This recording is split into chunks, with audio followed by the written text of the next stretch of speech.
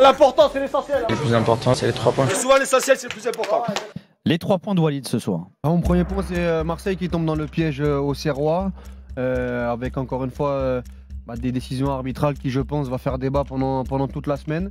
Mais il ne faudra pas oublier que le match de l'Olympique de Marseille n'est pas bon. Mon deuxième point, c'est Lille qui fait la grosse opération face à, encore une fois, un Monaco très très sympa. Et Lille, en faisant 25 minutes de très très grande qualité, ça a suffi. Et mon troisième point, c'est Saint-Etienne, où on pensait qu'elle allait avoir la remontada 2-0, 3-2, mais encore une fois lâché par la naïveté défensive de cette équipe, parce qu'il faudra insister sur ce secteur-là, parce que je vois pas comment cette équipe-là peut gagner un match en devant mettre 3 buts à chaque fois pour s'en sortir. Tes 3 points, Damien. Mon premier point, c'est Monaco qui joue au Père Noël offensivement et défensivement.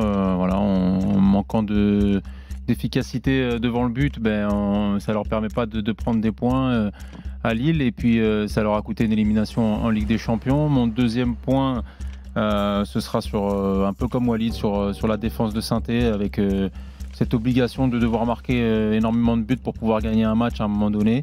J'ai aimé la réaction, mais c'était pas suffisant. Et ce soir, je ne vais pas mettre le crédit de la victoire auxerroise sur le fait que Marseille est moins bien joué, mais sur la stratégie adoptée par Pélissier, qui a été payante, et voilà, ils ont bien joué les coups. Alors c'est un petit événement quand même un soir, hein. On l'a dit, on l'a répété tout au long de la rencontre, mais Auxerre avait plus gagné en Ligue 1 depuis 10 matchs, depuis novembre dernier, et ils avaient fait une victoire face à Angers 1-0 le 24 novembre exactement. Marseille, c'était une dynamique totalement inverse, c'était une défaite sur les 11 derniers matchs de Ligue 1, c'était ce 2-0 face à Nice, et puis ce soir, cette défaite 3-0. Alors juste avant ça, c'est terminé au rugby entre Toulouse et Bayonne, Julien Landry. Ouais, plus rien de marqué sur les 20 dernières minutes. Large victoire toulousaine, 41-6. On retiendra évidemment le doublé de Nelson Épée dans ce dernier essai, cette course de 100 mètres pour permettre aux Toulousains de reprendre la première place au top 14 avec cette victoire bonifiée 41-6 pour le Stade toulousain. Merci Julien, belle soirée. Bonne soirée messieurs. Et on bascule sur ce Auxerre-Marseille, cette victoire donc 3-0 des Marseillais. Tiens, juste parce que cette défaite des Marseillais 3-0. Merci les gars, vous êtes là, vous suivez, c'est bon ça. C'est ça une équipe. Juste avant ça, parce que le 32-16 est en feu, je le disais tout à l'heure, il y a beaucoup de supporters de l'OM qui vont parler d'arbitrage ce soir encore. Alors, il a été question d'arbitrage depuis pas mal de jours, voire pas mal de semaines à Marseille également. Est-ce que franchement l'OM ce soir perd à cause de l'arbitrage? C'est aussi, on peut se poser la question aussi comme ça. Ils ont complètement raté leur match, les Marseillais quand même. Oui, ils ont raté leur match. Après, il y aura des débats autour des deux décisions arbitrales, sur le deuxième jaune de Cornelius et sur le penalty de Merlin qui est pas sifflé. Pour toi, il n'y a pas deuxième jaune de Cornelius? Dans l'esprit du jeu, non. Maintenant, encore une fois, par rapport à la cohérence que certains arbitres nous ont envoyée cette saison, même si la cohérence elle a été à géométrie variable, le fait de ne pas maîtriser son geste derrière, quand tu vois le ralenti, mais dans l'esprit du jeu, pour moi, et entre guillemets, il gagne son duel, il fait le bon choix, il fait le bon geste au départ, sauf que ça termine dans le dos d'Ahmed Traoré. Donc moi je suis pas spécialiste dans l'esprit du jeu. Pour moi je siffle pas ce carton jaune, mais ça peut se siffler. Moi, il y a des gens qui, si demain, si Damien me dit que ça se siffle et qu'il a les arguments, je peux l'écouter. La même chose pour Merlin. Pour moi, Merlin, à vitesse réelle, quand je regarde à vitesse réelle, pour moi, il le touche. Et sur le ralenti aussi. Moi, je le siffle. Maintenant, il y en a qui te disent, je discute avec beaucoup de gens depuis tout à l'heure, où ça fait débat, il y en a qui te disent, non, ça peut ne pas siffler. Maintenant, le problème avec l'OM, et je terminerai là-dessus, c'est surtout que, en fait, depuis le début de saison, ça tombe souvent pas de leur côté. Et que ce soir, encore une fois, il y a des décisions qui peuvent être débattables. Ouais, moi, le débat premier que je mets, c'est pourquoi avoir mis Stinat avec toutes les histoires qu'il y a eu autour de cet arbitre-là. Pourquoi l'avoir mis sur ce match-là? Ça, pour moi, c'est déjà le premier point qui m'interpelle. Après, pour répondre à Walid sur l'action de Cornelius, il ne maîtrise pas son geste parce qu'il ne peut pas le maîtriser puisqu'il est en l'air au moment où il fait son interception et que derrière. Moi, ce que je peux reprocher sur ce que je vois sur l'image, c'est que j'ai l'impression que le coup de genou, il est pas volontaire, mais en tout cas, il est lancé. Ce qui peut mettre la semelle. Et je pense que c'est aussi peut-être le quatrième qui a une vision totale de l'action qui peut appeler M. Stinat. Mais moi, le premier débat vraiment, c'est pourquoi avoir mis Stinat sur ce match-là. C'est un peu une provocation, j'ai l'impression. Okay, moi, le premier débat que j'ai envie d'avoir ce soir après ce 3-0, les gars, c'est elle est où? Alors la défense de l'OM, on l'a dit, un peu expérimentale, Balerdi, Pala, machin. On a vu que ça sentait pas bon dès le départ. les attaquants étaient inexistants. Moi, le premier débat que j'ai envie d'avoir ce soir après ce 3-0, c'est pas est-ce que l'arbitrage a été à la hauteur, c'est qu'est-ce qui s'est passé avec Marseille. Non, mais Marseille a raté son match. Voilà, je pense que c'est ça le premier point, les gars. Et Marseille a raté surtout sa première mi-temps, où je trouve que sur le début de deuxième mi-temps, ils ont quand même rectifié les trois choses, où tu as la grosse occasion de Gouiri, tu as le but hors jeu refusé, mais la première mi-temps, elle est très très insuffisante. On a une équipe qui ronronne, on a une équipe qui, même si je trouve que sur la première demi-heure, ça défend plutôt bien, notamment le trio Kondogbia, Murillo et Cornelius, mais après le premier but, t'as tout qui se délite côté marseillais. Kondogbia a fait derrière un match cataclysmique. On a eu un Greenwood qui est passé complètement à côté, un milieu de terrain. Moi j'adore Ismaël Benasser, mais Benasser sa première mi-temps elle est insuffisante techniquement. Rabiot sur Rabiot sur le premier but, c'est lui qui perd un duel très très haut sur le terrain, qui donne derrière une transition. Le milieu de terrain n'a pas été à la hauteur. Hormis Amine Gouiri que j'ai trouvé plutôt pertinent dans le petit jeu, qui a essayé de combiner. Sinon, tout le monde est passé, tout le monde est passé à côté. Donc oui, il ne faudra pas se réfugier derrière l'arbitrage côté marseillais, même si c'est vrai que Nico, il faut le dire, il y a quand même des momentum dans la rencontre, il y a des points chauds où ça peut basculer. C'est-à-dire qu'il y a le 2-0 Auxerre qui peut basculer en faveur d'Auxerre avant la mi-temps. Tu as le penalty de Merlin qui peut faire un partout. Tu as le hors-jeu de Luis Enrique qui peut faire aussi qui peut faire un partout sur le but de Gouiri. Et tu as le rouge à la 60e à 1-0. Je pense que l'OM aurait pu, sur une fin de match, aller égaliser. Et derrière, ça fait 3-0. Je pense que tu peux rajouter aussi celle de Greenwood, hein, quand il se présente sur Donovan León et qui sort très vite. Dans l'axe, il y avait Rabiot qui était tout seul, c'est un mauvais choix. C'est pas un fait de jeu arbitral, c'est il aurait pu marquer. Mais donc, dans l'élaboration, dans la chronologie de la rencontre, oui, Marseille a raté son match, mais le 3-0, il est gros ce soir. Le 3-0, il est gros, et je pense qu'il est aussi conditionné par les décisions. Après, on est d'accord, on n'est pas d'accord. Moi, je suis pas spécialiste, j'ai pas envie de parler d'arbitrage. On va encore parler d'arbitrage pendant une semaine. Ouais, mais justement, moi je me dis, tu perds 3-0, tu rates complètement ton match, et on va surtout parler de ça. Mais pour moi, la première mi-temps, oui, elle est très très insuffisante. Après, je pense qu'en interne de Zerbi, il va pas dire à ces gars, ouais, l'arbitrage, il a été mauvais. Il va faire la vidéo, il va leur dire, voilà, ça n'a pas été bon. Et je rejoins Walid sur la première période. Pour moi, ça a manqué de rythme, ça a manqué d'envie, ça a manqué de panache.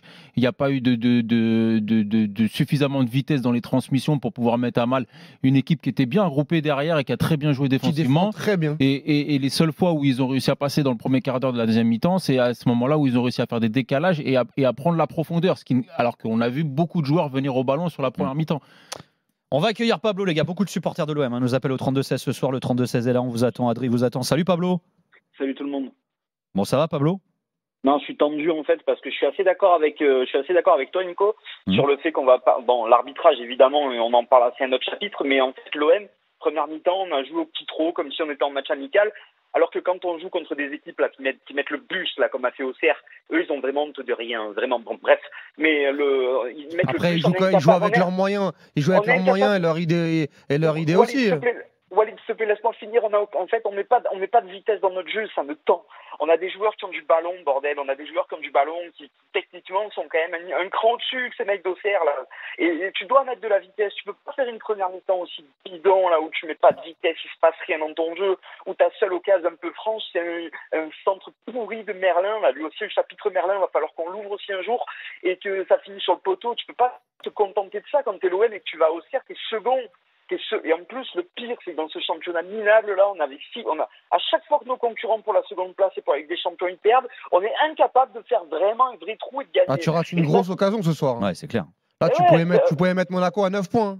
Ben ouais, c'est ça le pire, c'est que dans ce championnat, on sait qu'on a 6 points d'avance. Là, tu avais une occasion d'aller mettre Monaco à 9 points, de te mettre en sécure, tu vois, de te dire, allez, on a un peu de joker. Mais non, on ne sait jamais parce que l'OM, c'est ça. L'OM, on est condamné à être des caves dans les matchs comme ça. Et l'arbitre, j'en parle même pas parce que l'arbitre, c'est quoi? C'est encore un gros cave aussi qu'on a mis là, juste pour faire chier, comme disait Damien, qu'on a mis de la provoque là, qu'on a fait de la provoque. Mais à un moment donné, l'OM, il faut être capable d'être supérieur à ça, de se dire non, ben voilà, c'est quoi, même contre l'arbitre, on est une belle équipe et on doit gagner ce match à Auxerre. On n'a pas le droit d'entrer dans le match en étant suffisant comme ça, sans rien proposer, sans rien faire.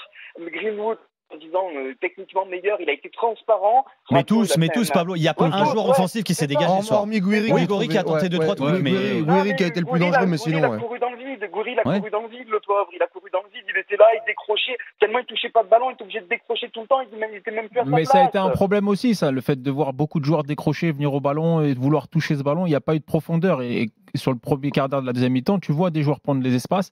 Et c'est là où tu te crées tes occasions. C'est là où Auxerre était très bon aussi. Hein. Il y avait zéro espace et ils ont bien joué. Moi, la question que je me pose, c'est est-ce que. Parce que si on regarde bien sur la séquence, bon, le match contre Saint-Etienne avait été très très bon et très abouti dans le contenu. Mais le match contre Angers, sur la première mi-temps, tu ronronnes aussi face à un bloc bas. Et on avait dit que cette équipe-là, finalement, avait très très bien géré sa deuxième mi-temps avec beaucoup de maturité. Il ne faut pas oublier que c'est un coup de patte de Gouiri sur coup de pied arrêté qu'aurait pu intervenir ce soir. Hein, parce que Kondogbia, il a une énorme tête sur un corner de Gouiri, notamment. Il est tout seul. À 1-0, qui avait pu débloquer ce match qui était déjà compliqué contre Angers. Mais ils n'avaient pas autant, entre guillemets, subi, même si sur la première mi-temps, tu me diras, contre Auxerre, le but de Perrin, il est exceptionnel. Et ce qui fait. Arrête, t'es fou, toi, quoi. Hein Perrin, il fait exprès. Il fait exprès. Mais bon, mais là où moi, au-delà de l'arbitrage et du débat qu'on peut avoir, mais surtout sur la performance des cadres, moi, ce soir, il y a vraiment beaucoup de performances individuelles qui m'ont dérangé. Techniquement, quand je répète, hein, mais c'est pas le même Benasser qu'on a vu sur les 2 premiers matchs ce soir, surtout sur la première mi-temps, et c'est lui qui est à la base de tout. Le match de Kondogbia, mais il est d'une fébrilité défensive. Non, mais tu veux que je dise, moi Cornelius avant son rouge, il fait pas un si mauvais match. C'est lui qui couvre toutes les actions. Walid, il est jamais placé. Oui, mais heureusement qu'il est là. Tu sais qu'à 1-0 sur le début de deuxième mi-temps, il contre une situation il contre un tir très dangereuse. Mais tous les alignements, on l'a vu pendant le match avec Damien, il est toujours à la rue. Ils sont jamais alignés. Après, il faut regarder Murillo et. Mais c'est ce que j'allais dire. À sa décharge, c'est une défense, c'est des mecs, c'est pas leur poste. Voilà, ça peut s'entendre.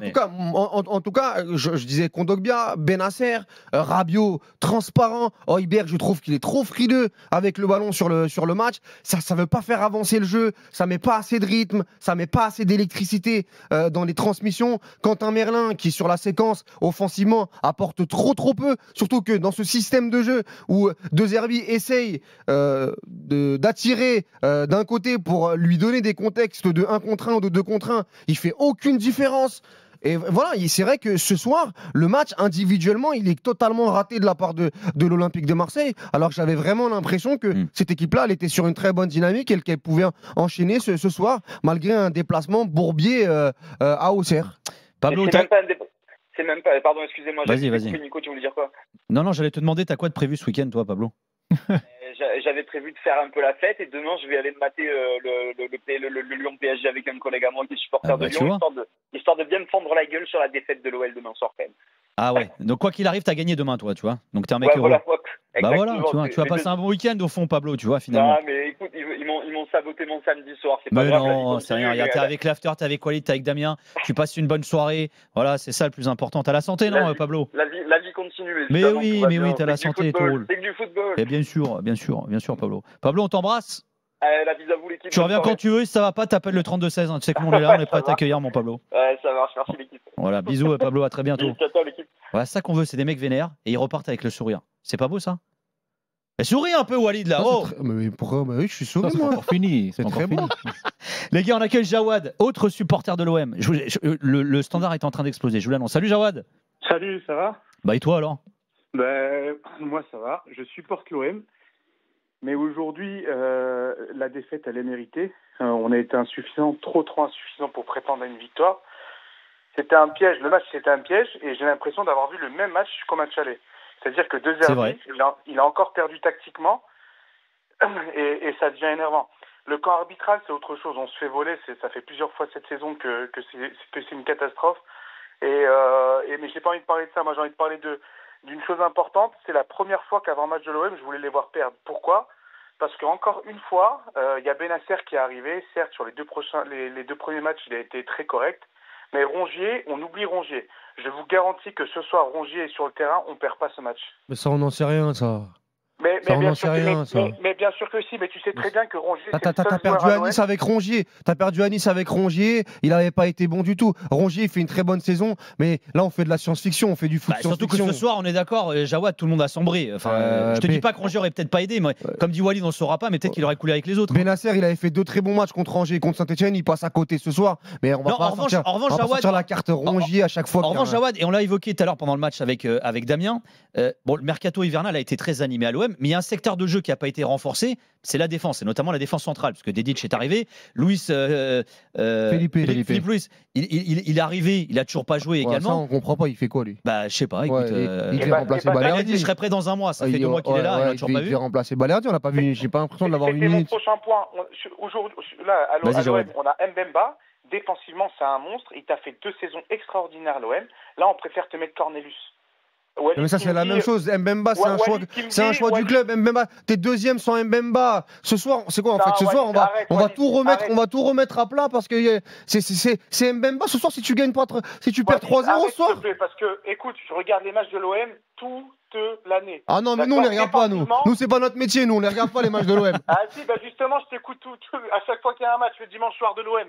Mais, Et alors ben, regarde, tu regardes les matchs toi-même. Tu Ouais. sais très bien que toutes les actions qu'on prend avec Balerdi qui fait de la merde à chaque fois, avec Murillo qui est catastrophique. Tu peux pas me dire. Murillo, il est tout le temps contraire, catastrophique, Murillo.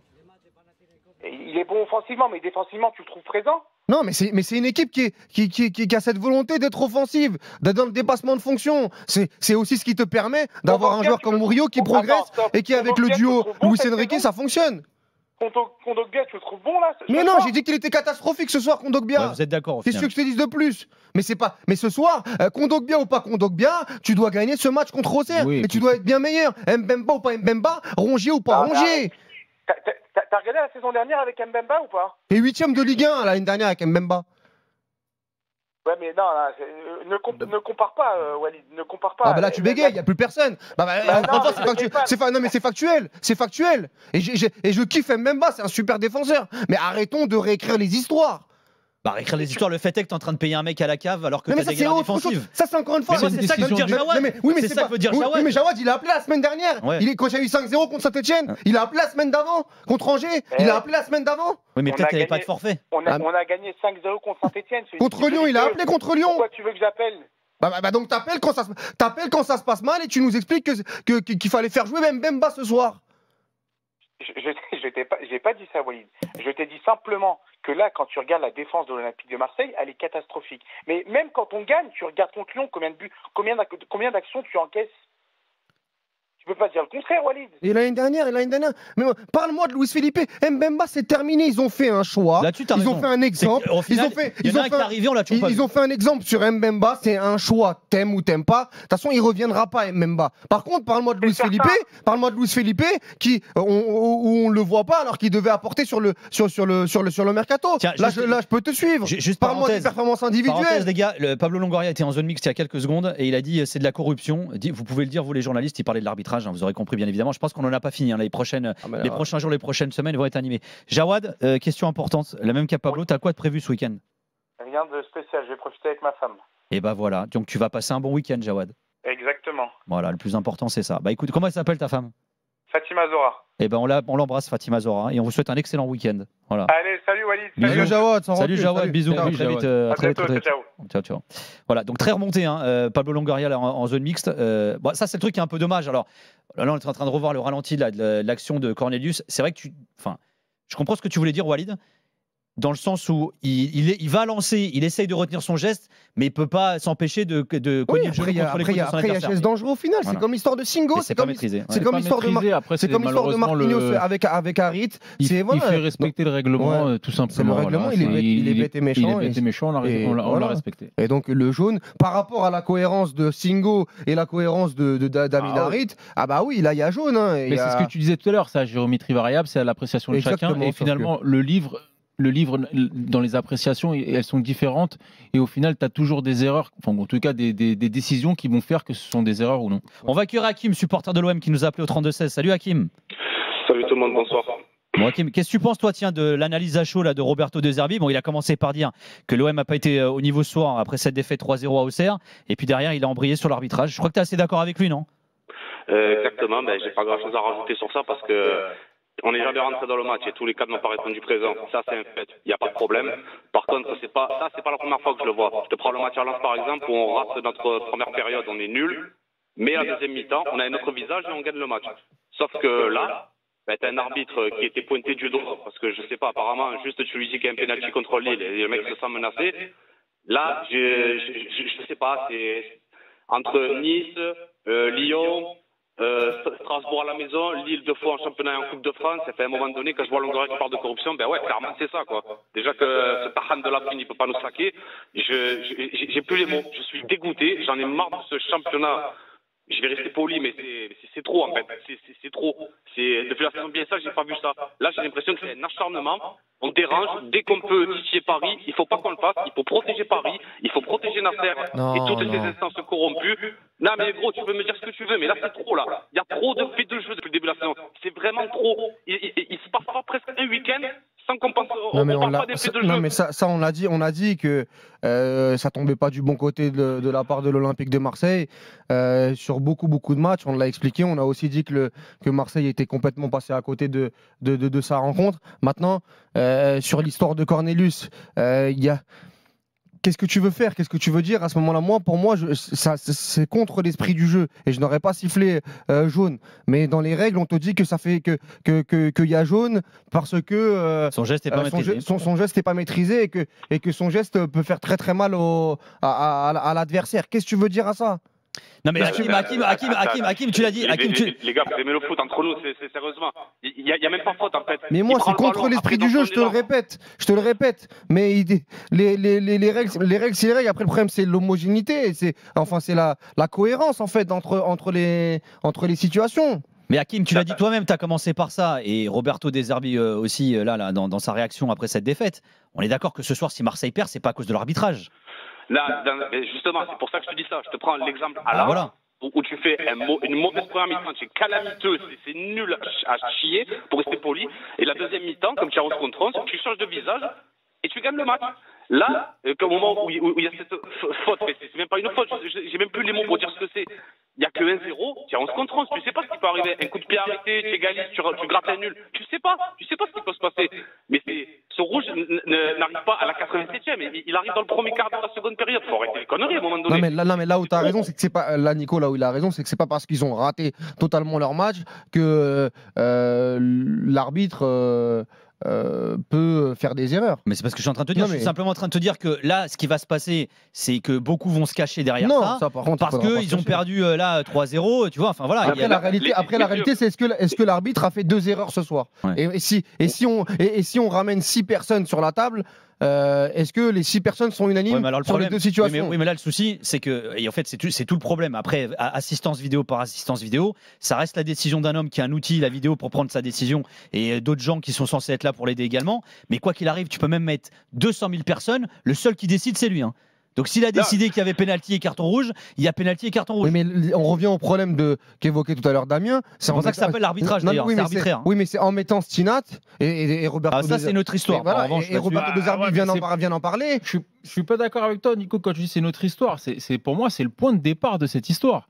C'est que quand tu vois De Zerbi qui analyse l'arbitre, qui en fait au lieu de regarder son équipe et passe son match à regarder l'arbitre, à te dire je l'ai jamais vu serein, c'est quand même pour moi problématique. Et avec toutes les polémiques qu'il y a eu, ce n'est pas une bonne idée d'avoir mis Stinat sur ce match-là. C'est complètement. Et je me demande comment on réfléchit en fait. Et moi je me demande même, Damien, je sais pas si tu es passé par là, mais si les joueurs ne sont pas conditionnés par ça au fur et à mesure de la rencontre. Mais tu vois après Merlin par exemple, est-ce que tu sais pas qu'à un moment donné tu te dis bon, s'il y a une décision litigieuse, ça tombera pas de notre côté. Mais tu le vois, les joueurs. Est-ce que à chaque décision qui est prise contre eux ou qui est prise dans le jeu, tu vois à chaque à chaque fois, il y a un Marseillais qui est venu voir M. Stinat. Et même à la fin, tu vois encore Mopé qui va parler avec M. Stinat.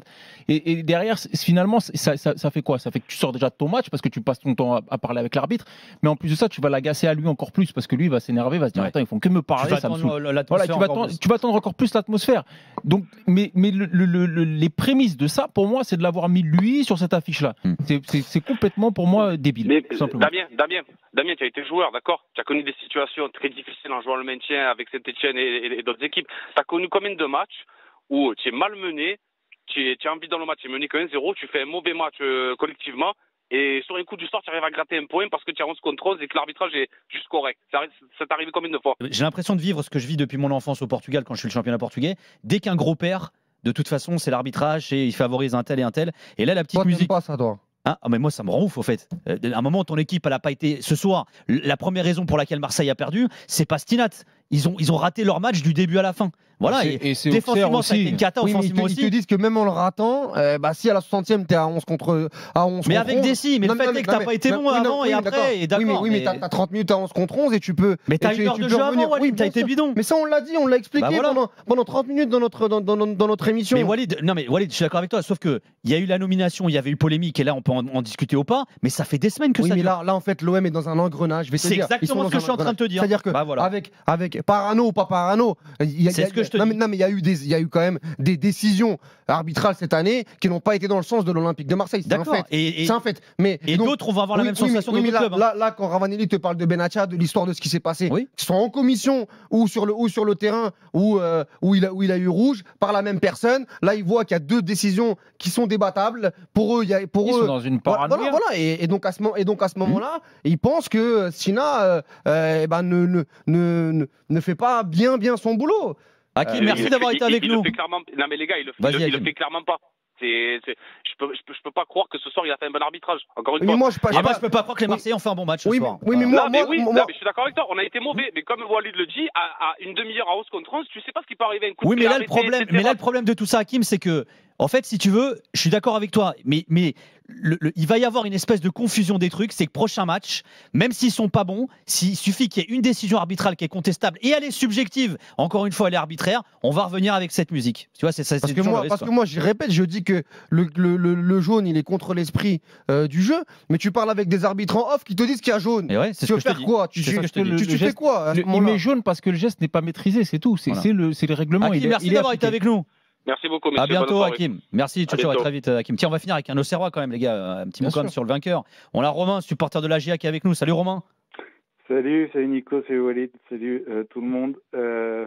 Merci Nico, merci d'avoir dit tout ça. Parce que place au jeu, quoi.